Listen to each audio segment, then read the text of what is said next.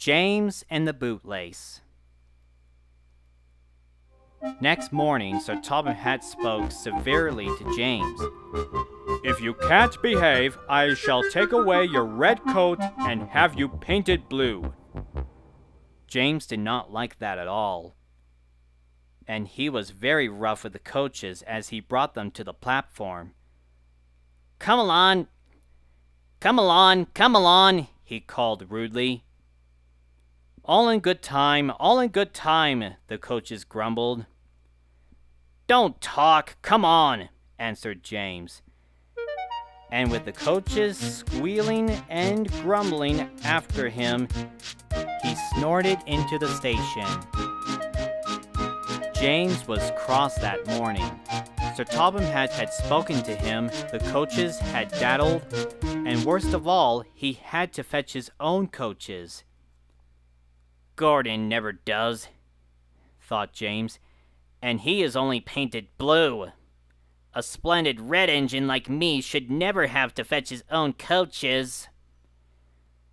And he puffed and snorted round to the front of the train and backed up to it with a rude bump. "Ooh!" groaned the coaches. "That was so bad." To make James even crosser, he then had to take the coaches to a different platform, where no one came near him as he stood there.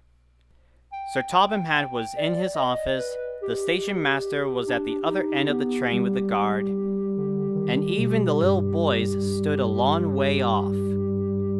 James felt lonely. "I'll show them," he said to himself. "They think Gordon is the only engine who could pull coaches."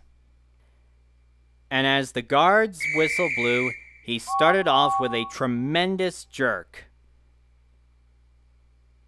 "Come on, come on, come on," he puffed, and the coaches, squeaking and groaning in protest, clankered over the switches onto the open line. "Hurry, hurry, hurry," puffed James. "You're going too fast, you're going too fast," said the coaches. And indeed, they were going so fast that they swayed from side to side. James laughed and tried to go faster, but the coaches wouldn't let him. "We're going to stop! We're going to stop! We're going to stop!" they said, and James found himself going slower and slower. "What's the matter?" James asked his driver. "The brakes are on. Leak in the pipe, most likely. You've banged the coaches enough to make a leak in anything." The guard and the driver got down and looked at the brake pipes along the train. At last they found a hole where the rough treatment had made a joint work loose. "How shall we mend it?" said the guard. The driver thought for a moment. "We'll do it with a newspaper and a leather bootlace." "Well, where is the bootlace coming from?" asked the guard. "We haven't got one." "Ask the passengers," said the driver. So the guard made everyone get out. "Has anybody got a leather bootlace?" he asked. They all said no, except for one man in a bowler hat, whose name was Jeremiah Jobling, who tried to hide his feet. "You have a leather bootlace there, I see, sir," said the guard. "Please give it to me." "I won't," said Jeremiah Jobling. "Then," said the guard sternly, "I'm afraid this train will just stay where it is." Then the passengers told the guard, the driver, and the fireman what a bad railway it was.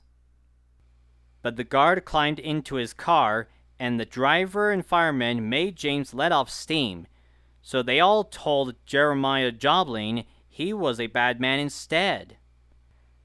At last he gave them his laces, the driver tied a patch of newspapers tightly around the hole, and James was able to pull the train.